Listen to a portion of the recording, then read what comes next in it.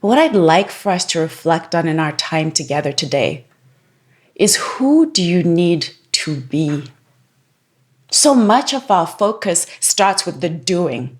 We've been told that it's the next strategy and the next social media this, and grow your social media following and do this and do that. And we're constantly, oh my gosh, I feel like I'm chasing all of these things. But I can tell you this from my experience, that happiness comes from who you are, from who you are being, not what you have. And you would think, for me, having grown up poor, that I would know this, because I can tell you that in my home country, I have right now, literally right now, cousins who live in mud huts with no running water, no electricity. And I can tell you that when I visit, I cannot express the level of joy that is there. They have nothing, no material possessions, like literally nothing. But there is a level of joy in just being, in being alive. And so that's what I'd love for us to spend some time in the time we have together today to reflect on. Who are we being? And where does that start? Who we are starts with the beliefs that we hold, what we believe is true of ourselves, what we believe is true of what we are capable of being, of doing, of having. And oftentimes, though, we don't realize the beliefs that we hold. How do we know what beliefs we hold? I can tell you that the simplest way to look at the beliefs that you hold and what is true for you is to look at your bank account. How much money do you have in your bank account? Does that bank account bring you joy, or does that bank account bring you anxiety? Because whatever money is in there is a reflection of the very deep beliefs that you hold about what is possible for you. Look at your health. How do you feel? Do you feel good in your body? That is a reflection of the beliefs that you hold about what is possible for your body. Look at your relationships. Are you happy in your relationship? Do you want more from your relationship? Are you in relationships that you know you shouldn't be in? Do you find yourself repeating cycles of behavior in relationships? That's another sign of the deep-seated beliefs that you hold about what is possible for you. And so how do we get these beliefs? One of the things that I studied on my journey to me was going into understanding our subconscious mind and really understanding, how does it work? And I actually trained as a hypnotherapist because I understood from what I was told, or the books that I read, is that our subconscious beliefs run between 90 to 95% of what we do in a day. 90 to 95% of what we do in a day is not even conscious. We're not even aware that we're making the choices that we're making. Most of us, I think if I was to ask you, I think most of you say, oh, I'm making conscious choices. I woke up and I made the choice about what to have for breakfast, and I made the choice to drive the kids to school, and I made the choice about what I'm going to do today in my business. You think you're making the choices. But if I go back to what I said a moment ago, if you look at your bank account and it's not where you want it to be, if you look at your body and your health and it's not where you want it to be, if you look at your relationships, if you look at any part of your life and it's not where you want it to be, that tells you that somewhere there is a conflict between your conscious beliefs, what you want consciously, and the subconscious beliefs that are driving your life. So where do our beliefs come from? How do they get implanted into our subconscious minds? Most of our beliefs, would you believe, come to us before we're even 7 years old. In fact, I think nowadays there's evidence that shows that in the womb, we're being imprinted with our beliefs. Our subconscious mind is being imprinted. And there are three main ways that our beliefs become our beliefs. The first way that our beliefs come to us is our elders, our caregivers, the primary people who take care of us as we're growing up. Because we hear them say things, we watch them do things. And as kids, I know many of you have kids here, you know that your kids never listen to what you tell them to do. They listen or do what it is they see you doing. There is no faster way to get a kid, a 2-year-old, to say cuss words than for you to say cuss words, right? And so it is from us watching and emulating what our parents do, because that's how we learn. We model, we pretend. It's why our kids love dolls, because they're modeling being a mom or modeling being a dad by what they see us do. And so our beliefs come to us through our elders. Here's the beautiful thing about our elders, and this is something that I really had to unpack for myself, is understanding that they did the best that they knew how with what they knew at the time they knew it. What you know and how you're going to parent your children and how your children are going to parent their children is probably going to be very different than how your grandparents did or your parents did, because they knew different. And so we're grown-ups now, but these are the programs, almost kind of like on your computer, how there are programs running in the background that are running the stories that we have around money. And we take those with us. And for many of us, we pass those on to our children, and they'll pass those on to our children. And so it's really examining, what did we learn from our parents? What did we learn from our grandparents? What did we learn from our teachers, right? Our teachers have such influence. If you're at school and your teacher said to you, you're not good at math, odds are you're not good at math, because that's something that a grown-up told you and you had no choice but to accept it as truth. So our beliefs come from our elders. They also come from our entertainment, the things we consume, what we watch, and we see it as true. And if you think about, for kids, those of you who have young kids, think about the movies that they watch, right? Someone said Disney's so scary right now. I know, we think like, oh, Disney movies. But think about what we learned from Disney movies. When I was growing up, every Disney story had a princess who needed a prince to come and rescue her. A princess who needed to kiss a lot of frogs before she could find the perfect prince. A princess who became rich only after the prince had come and given her money. And so think about those deep-seated beliefs that we then we're not even conscious that we hold these beliefs, but these deep-seated beliefs that come from our entertainment. And then we look at the third place that our beliefs come from, our environment. If you were raised in an environment where you were surrounded by poor people, odds are you're likely going to be there or thereabouts. If you look at your circle of friends, you probably hang out with people who earn about the same amount of money, who live in kind of same neighborhood, drive the same kind of cars, our environment. Because that's what we see. It's almost like a thermometer. That becomes our set point because of our environment and what we see around us. So I want you to take a moment and really think about, after we're done today, what beliefs do I hold? What does my bank account say about the beliefs that I hold? What does my body and my health say about the beliefs that I hold? What do my relationships say about the beliefs that I hold?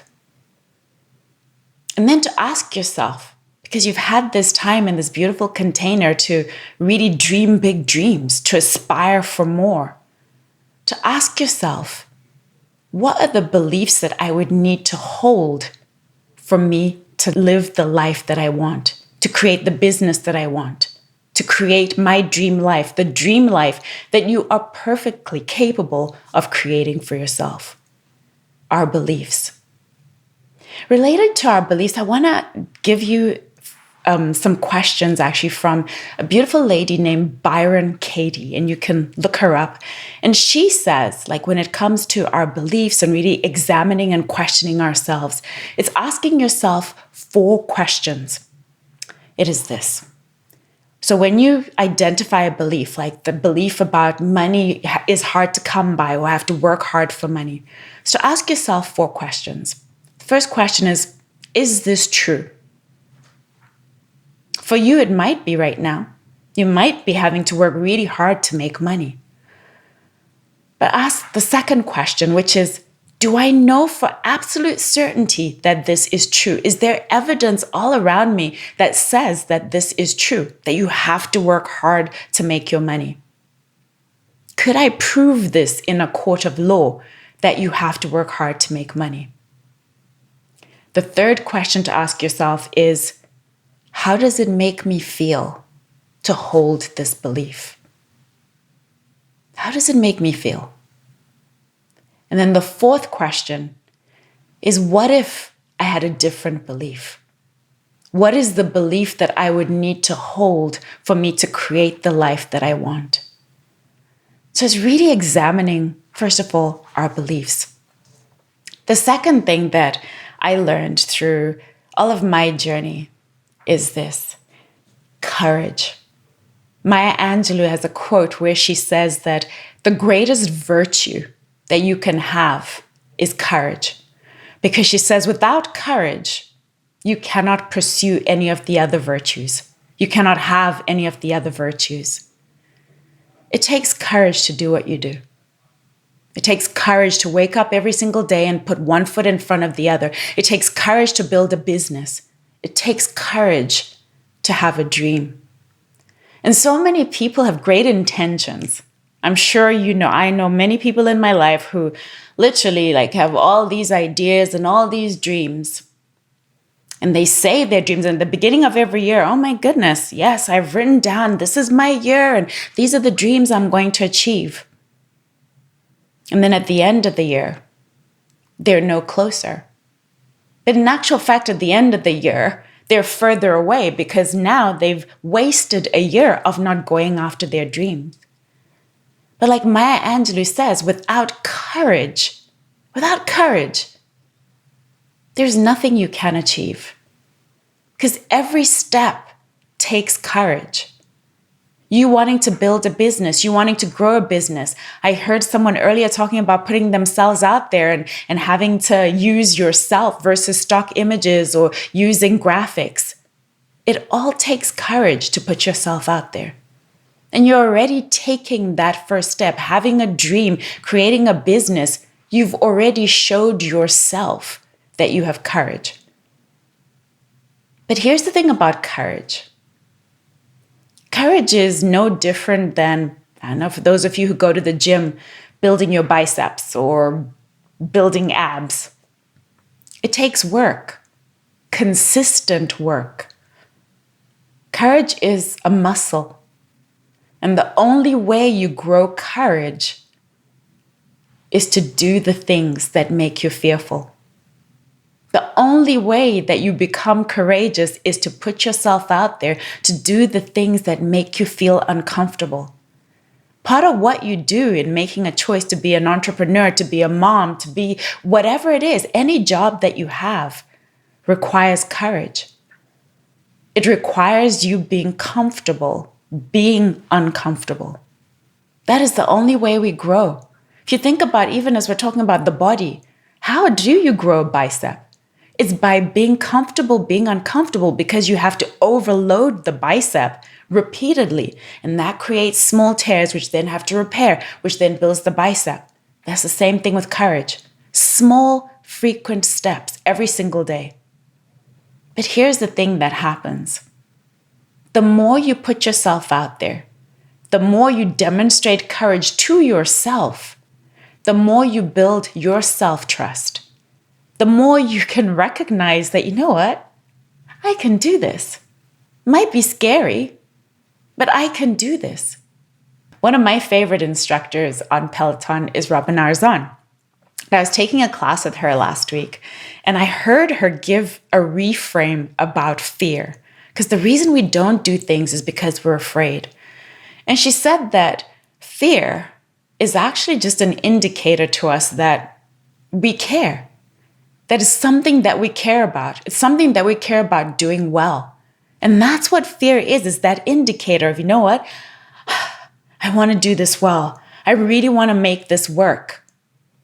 And so it's all about how do we frame that? Of course, there is legitimate fear where it's like you're in danger because you're about to cross the road or step into the street and there's a car. But for most of us, most of the fear that we have is imagined, comes from what we believe, how we believe.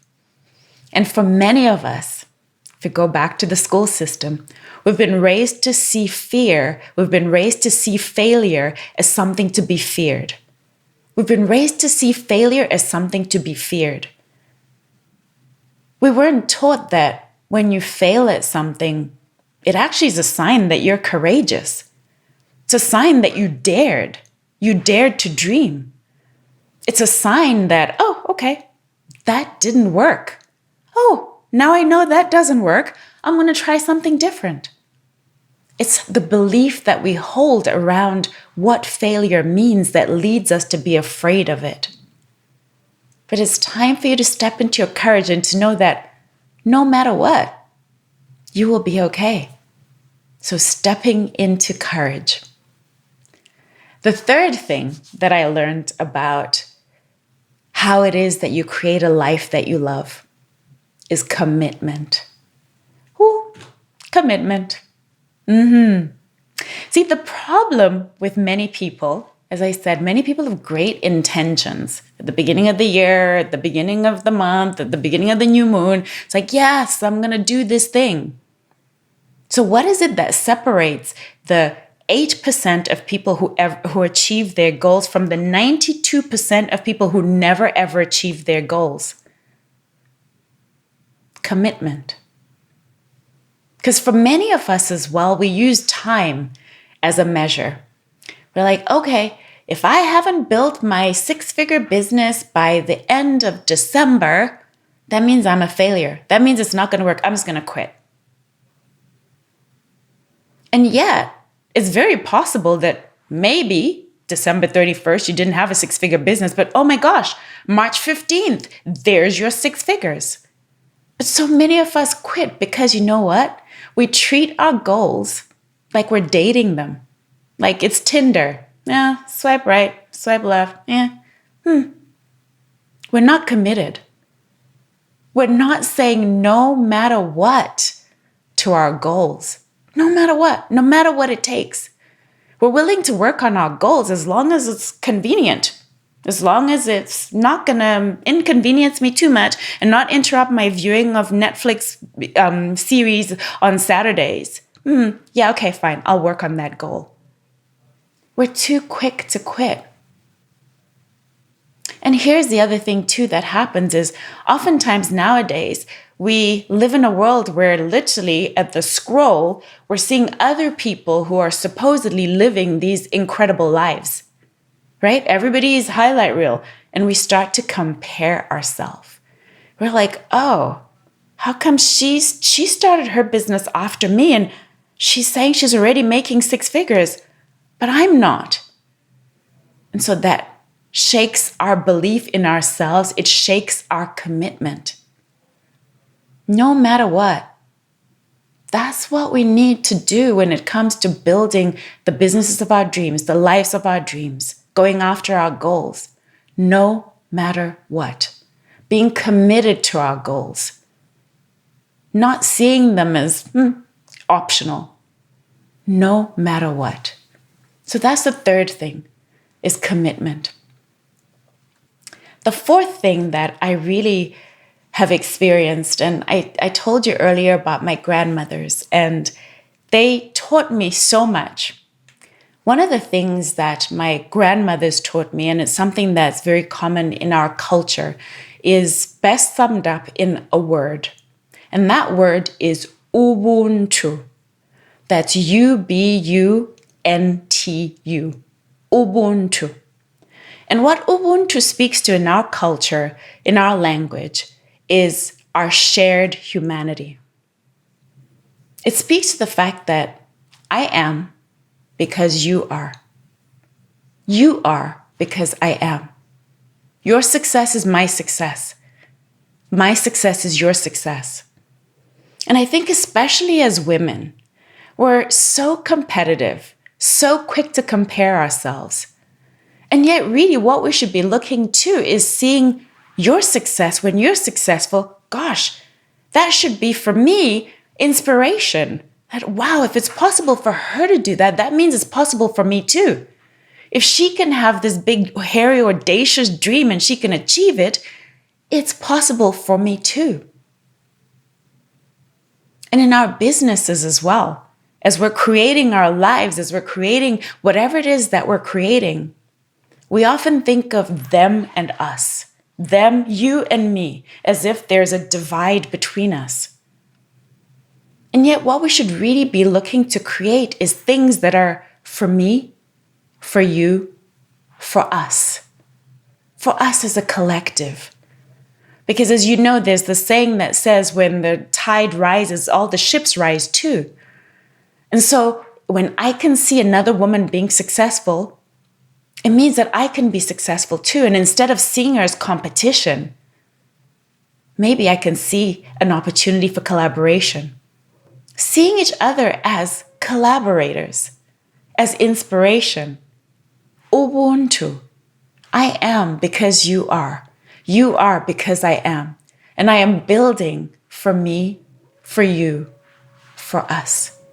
And sometimes the way we get this equation wrong is I've talked about the fact that it's me, mine, mine, mine, and that doesn't work.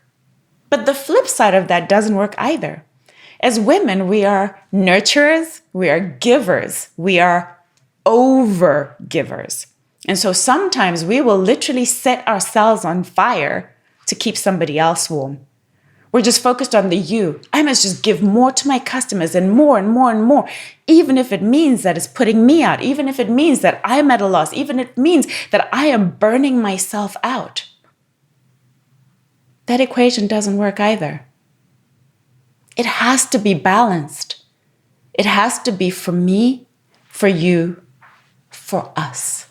It has to be a collective win. Ubuntu.